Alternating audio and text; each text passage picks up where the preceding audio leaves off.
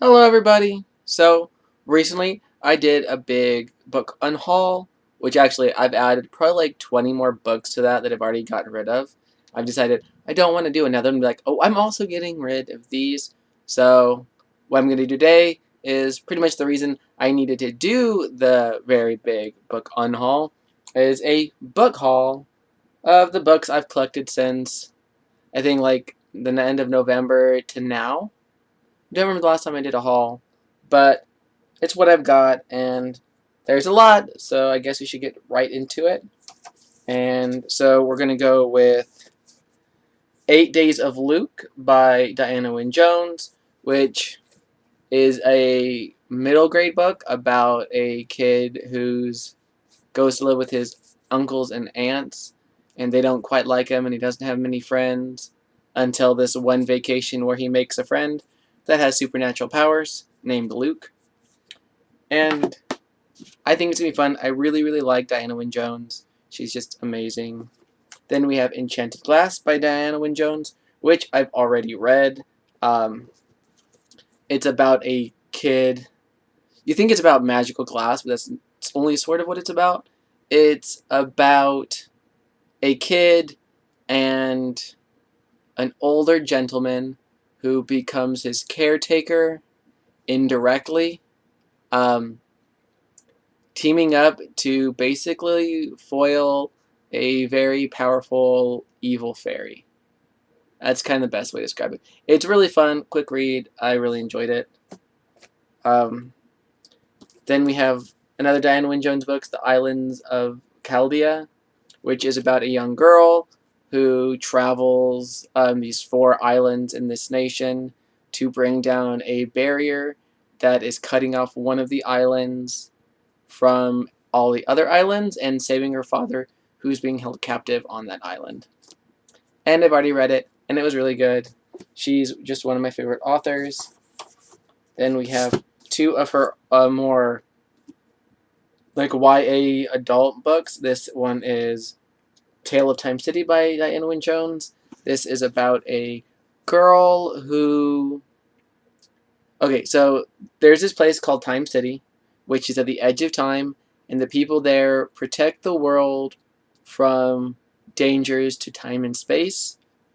And it turns out that a problem's coming up that they need to stop, and the only person is this girl named Vivian Smith.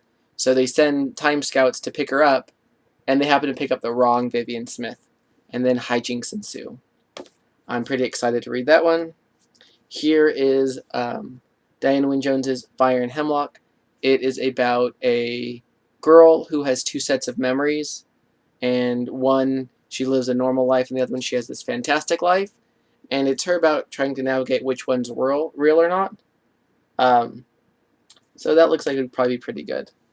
Then we have Chasing Embers by James Bennett.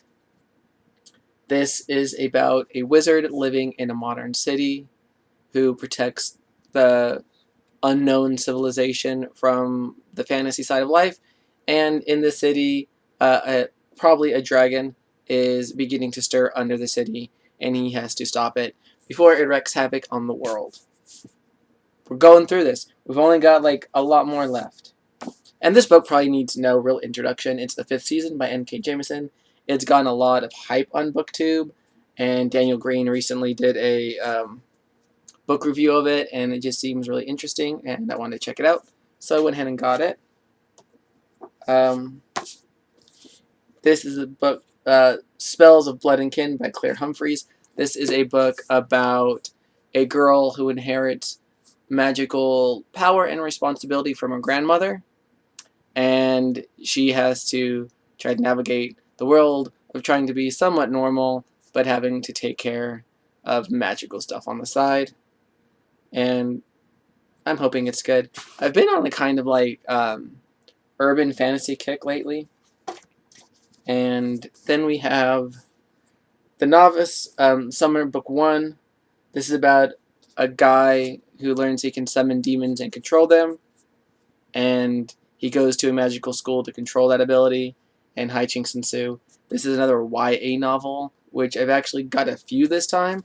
I'm not generally a big YA person, if people haven't noticed, but I'm hoping it's good. I'm just hoping a lot of this is good. Most of these books were either on sale at Barnes & Noble or on sale at my local used bookstore. Here we go. Keepers of the Labyrinth. I actually got this at the Dollar Tree along with Updraft. This is about a girl who goes to Greece and ends up in the labyrinth of the Minotaur in I can't remember the island. But Crete? No, I don't think so. But she ends up in the labyrinth with her friends, and she's got to save people, as we all do. Updraft is about a girl. There's a lot of girls in this book haul today. But it's about a girl who wants to be a flyer, like you see on the cover. But then she gets her wish, but then she screws up and she has to go pay penance in it's a city of spires, so she has to go to like the White House of the Spires or the Washington D.C. of the Spires to pay her penance for making a really big mistake. Though who knows what it is. Then another one that really doesn't need much introduction, I think, is Brandon Sanderson's Skyward. It's about a girl who wants to be nothing more than a pilot, and that's it. And she wants to fight aliens, and stuff happens. Brandon Sanderson's been kind of... I really like all of his epic fantasy, but I wasn't too big of a fan of Steelheart. So I'm not sure about this one. I really want to, because I do enjoy his writing, though Steelheart was kind of a miss for me. I never really got into it. And then I ended up with 2 copies of Brandon Sanderson's Legion. This one, I bought at Barnes & Noble, and then I found this one along with the Novice for $4 at a used bookstore, and it's brand new. And I want to find out who this is because they put their initials on there, and I bought several books from this person donated to the same used bookstore. But Legion is about a man who has a form of schizophrenia. Not schizophrenia. Yeah, schizophrenia. But all his hallucinations are actually very helpful, and it chronicles his journey and adventures. Well, 3 adventures, and they're really cool. I like most of the characters. I've read it already. It's good. It's really good. I don't want to spoil anything, but it's good. It's a bit sad, but it's really good. It's a bit sad. Then I have H.P. Lovecraft's Great Tales of Horror, which I have not even cracked open yet, and I've been wanting to read more short stories, but I also want to read more of the cosmic horror, and so I bought it. I also bought a book of short stories earlier about written by people inspired by Lovecraft, and I still haven't cracked that open. So maybe in a year or 2, I'll probably get rid of them if I never open them. And now we're going on to my paperbacks collections. This is Diana Wynne Jones's The Chronicles of Chrysomancy Volume 3. I already have the first 2. They're good. They're middle grade books. There's 2 middle grade books in each of these. And it's just about a kid who was born with 9 lives. And he has magic powers. That's pretty much it. Then we have Silent Hall by N.S. Dolkart. This is about a group of refugees who are fleeing their country, who meet up with a wizard, and kind of become his servants, and then the wizard sends them on a mission to find a way to hide from the gods. It's kind of weird. A lot of angry robot books are on the weirder side. I do have several of them. They're usually pretty good. They don't have like a wide selection of books, I don't think. I think they only started publishing in 2008. But their books are always kind of on the odd side. They're not like, none of them have been very traditional. So I'm excited to continue and read another one of those books. Speaking of, here is another Angry Robot one called Smokeeaters by Sean Grigsby. This is a book about a firefighter who is about to retire. Then he discovers he has magical fireproof abilities.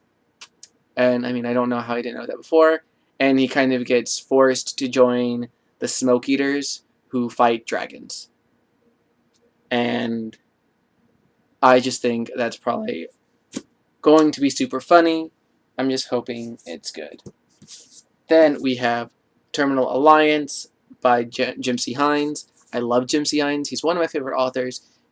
This is book one of the janitors of the post-apocalypse. And it's about janitors in the post-apocalypse cleaning up post-apocalyptic messes. And really, just look how cute that little worm alien is. It's adorable. We're almost sort of done. Another book that really doesn't need an introduction. It's The Republic of Thieves by Scott Lynch, the third book in the Gentleman Bastard series. I'm excited to continue that. I have mixed feelings about it, but I want to know what happens next. And not mixed feelings like I have about other books that I have really mixed feelings about. But I think it'll be interesting. Then we have Ack Ack Macaque, which has been in a video before during my 12 days of Bookmas or whatever I was doing about some of my favorite covers. And Ack Ack Macaque by Gareth L. Powell. It's about... oh, it's so much. It's during World War II, but the Germans have ninjas. The British Air Force has talking monkeys that chew cigars, and they have zeppelins.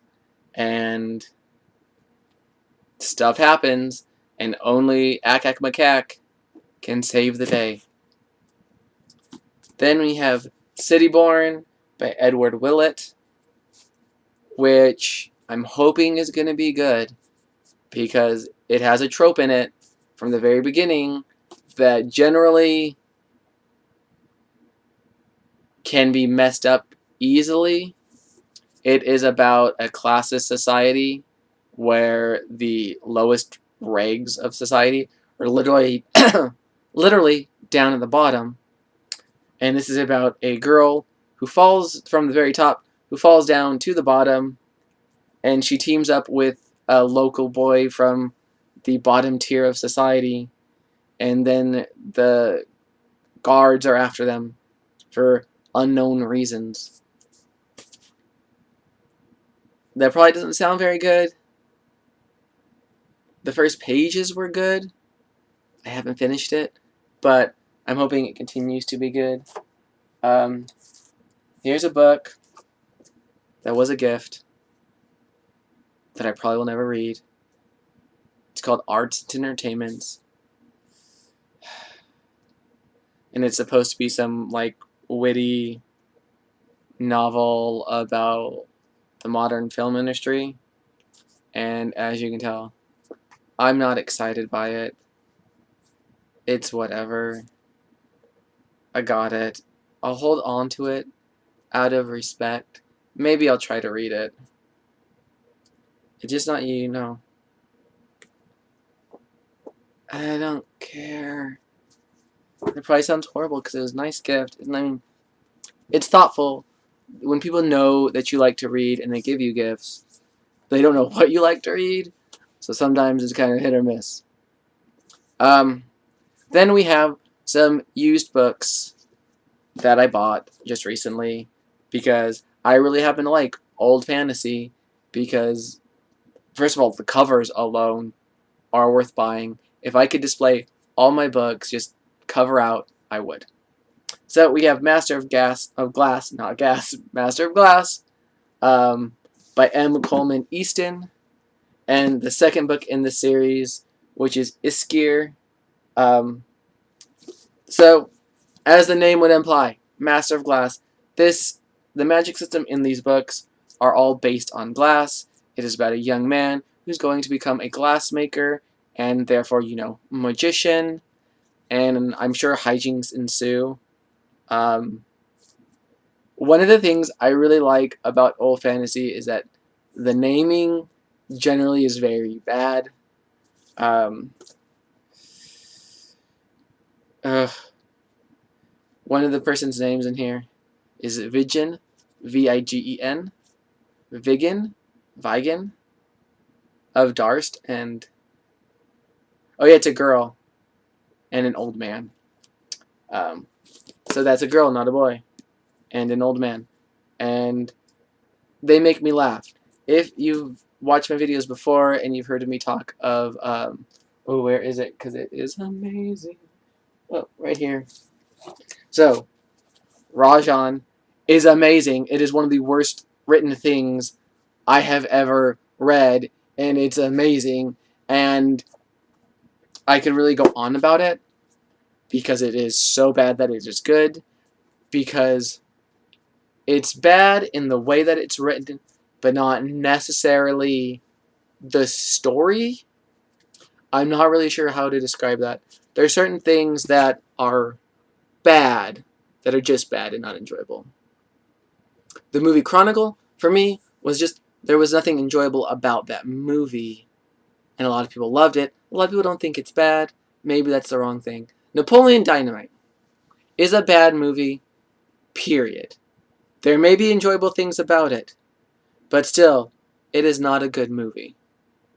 It's probably made. I don't know what I'm saying. But there's just some things that are so bad that they're good. Like old kung fu movies, I really love them, and they're bad compared to movies today, but they're still worth watching. So there. I guess that's what I'm saying, because I'm a crazy old person right now. So then I have the Stephen Merce. I have Dreg and its sequels. 4 of the sequels.